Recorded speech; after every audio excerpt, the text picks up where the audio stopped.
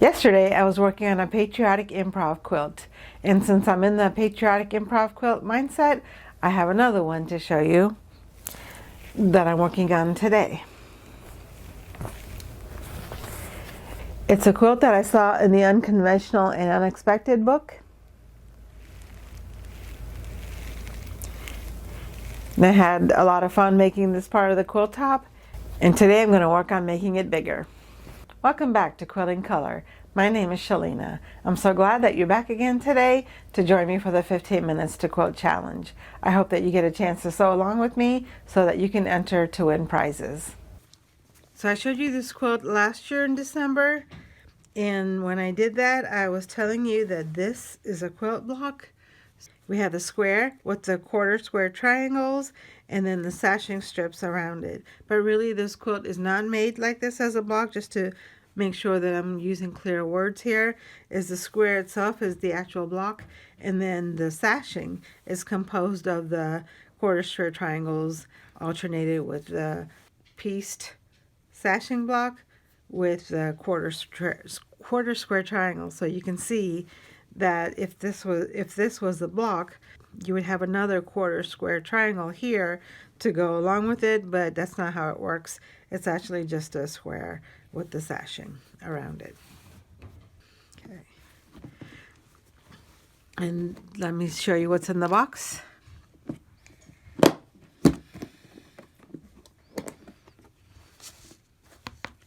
I've already opened this box, so the fabric was hanging out. So the nice thing about this is that there is actually directions on where I left off last. So what happened last time was that we had decided that we were going to add some more blocks, and we cut more blocks. So these were cut in December last year. This quilt is called Unconventional and Unexpected because it's inspired by a quilt that I saw in the book, Unconventional and Unexpected by Roderick Kiracofe. I'll put a link in the description for that book in case you want to look for it. And so my decision was to add some fabric, the same fabric in the sashing as in the center squares. And it says, remember the border idea in the blog. And I didn't clearly explain what the border idea was in the blog, but my plan was to use brown. I had laid out this quilt on my couch, and I really liked the way the brown looked with the red, white, and blue, and so that was my plan, is to just add a brown border with the quarter square triangles. And the idea was to use different sizes of the brown and the quarter square triangles just to add variety and make it more of an improv look. So today, since we already have the squares, we need to either work on the quarter square triangles or the sashing, and because I'm having trouble saying quarter square triangles today, we'll work on the sashing. Also, last time I had cut this fabric, I think, into pieces that were small enough to use for the sashing, but I've decided that that's not how I want to make the sashing. I think the sashing works great with the strip piecing method, so today I'll be using strip piecing to make the sashing for my Unconventional and Unexpected quilt. The process is to cut long pieces of sashing fabric. I'll just cut long pieces of fabric, sew them next to each other, and then once I'm done with that sewing part of it, then I can subcut them back into the width that I need. Most of the sashing that I have is sewn up perpendicular, so I can just do that. I can just make sure that I sew them right next to each other, and then I can cut them this direction so that I can sew quickly, but they'll have a variety of sashing blocks in the quilt. So I'll grab some long pieces of fabric that I can use, and then we can get to sewing. I think for now I'll just give a demonstration today for how to do this. So I'll probably just make one strip set, and so that I can show you the whole process from start to finish. Okay, so I found some strips here. This is more than I need, but these are the long pieces of fabric that were in the box. So there's a cream, there's a blue, there's a darker cream, there's a red, blue, the white, and then the red. I'll just make them into 2 different strip sets just to keep it convenient and easy, because there's no way I'm going to be able to fit that many into one sashing strip anyway. And then basically, once I do this, it's just a matter of cutting. I can use my scissors because I do not need to make straight lines here. In fact, it's probably better that I don't use straight lines, just to make it an improv look. It sometimes helps if you, this is a great way to use strips that are cut wrong. So if your ruler moved or anything like that, you can use those types of fabric into a quilt like this. And you can make them as wide or as narrow as you want them to be. I'm just going to make this length so that so it's easier to show you.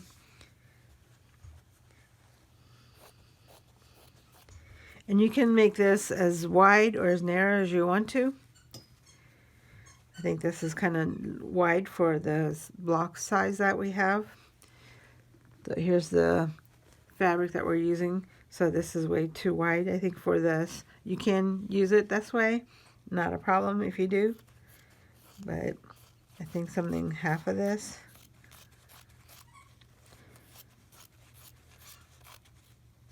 Would probably be better. I'm just going to cut off the selvage here.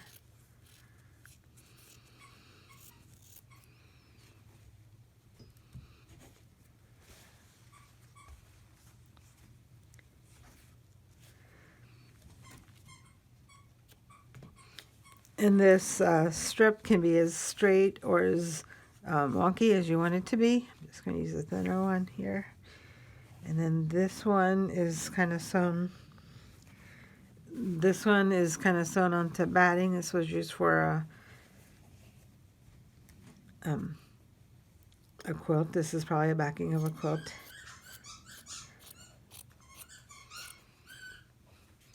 My dog is playing with her toy out.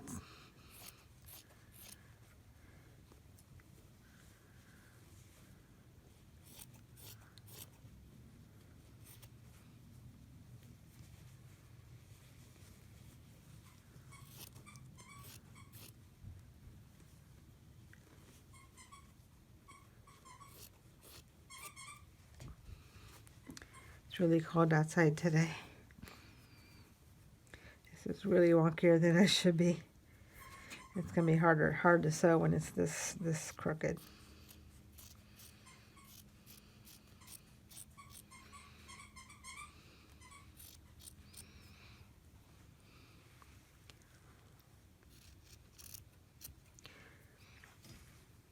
It's actually generally better to use a rotary cutter, because then you can make sure that your lines are smooth. But I think this will be fine. And then I'll just maybe make a wide one. This one has a seam in the middle. I don't think I'll be able to pull apart the seam very easily, so I'll just cut it close to the seam.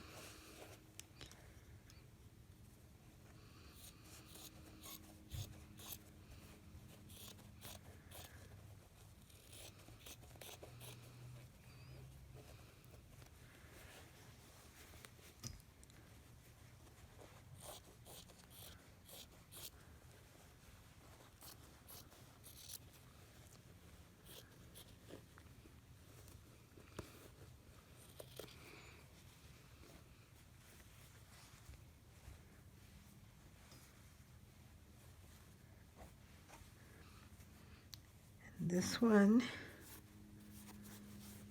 is a long piece. It's not a very long piece, it's a wide piece. So I'll cut here. I think I just want a small amount of this bright red. Don't want to overpower the quilt here with the bright red. And then I can cut some of this.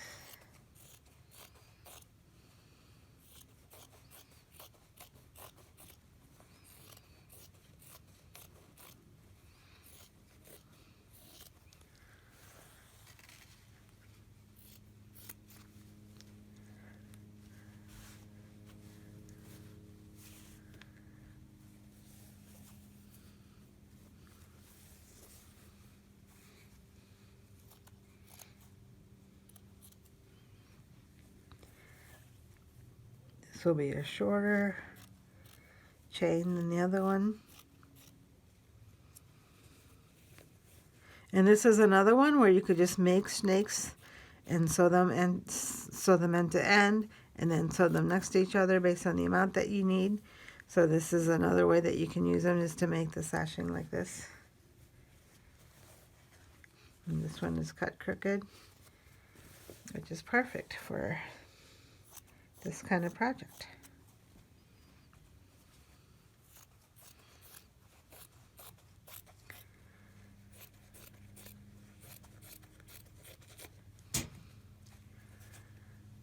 I don't like that we're always alternating the light with the dark.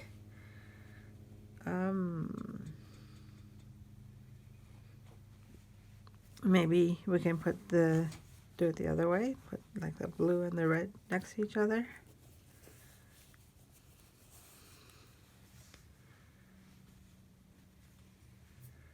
Okay, so I'm going to take this to the sewing machine and we'll get sewing.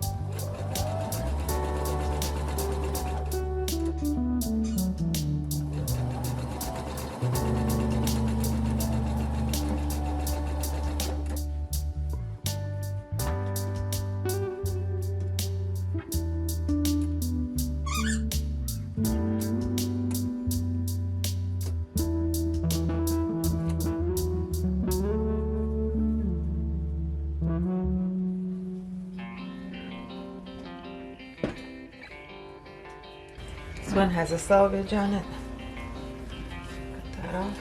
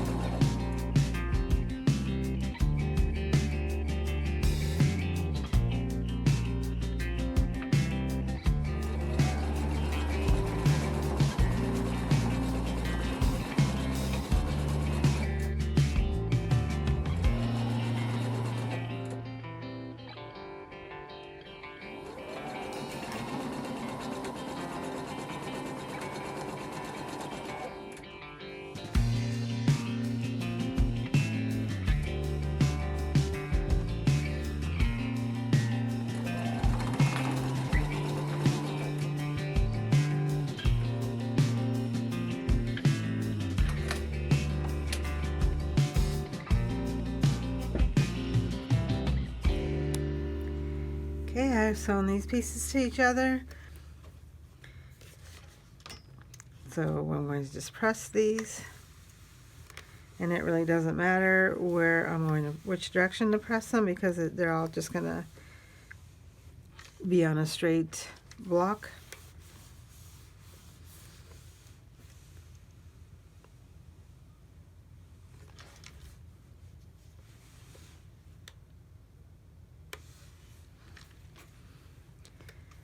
And on this side,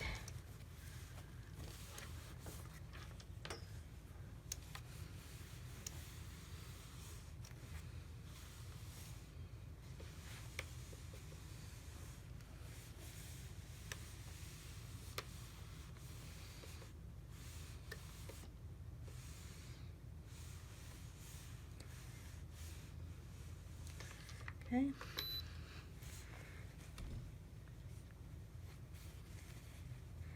And this one looks like it may not be big enough. This one looks like it's wide enough for the whole block. This one looks like it might not be wide enough in certain sections, so I think we can just add another piece to it to make it work. Grab another fabric.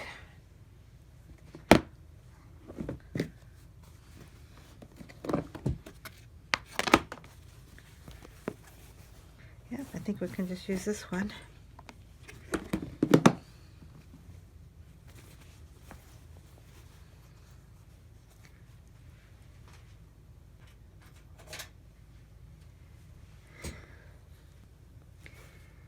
Okay, so if I just sew this here, I need, make sure it's not a selvage, this length, and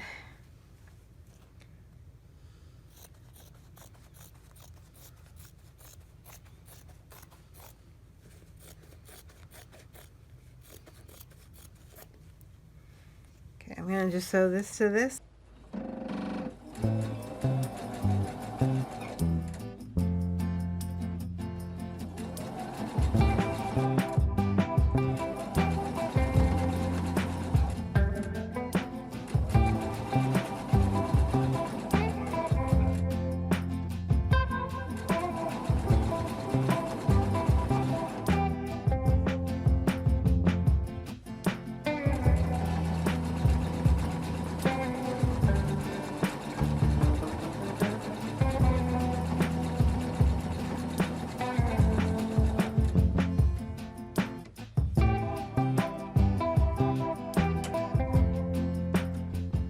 I'm done sewing this remaining red fabric onto the strip. Now I just have to press it.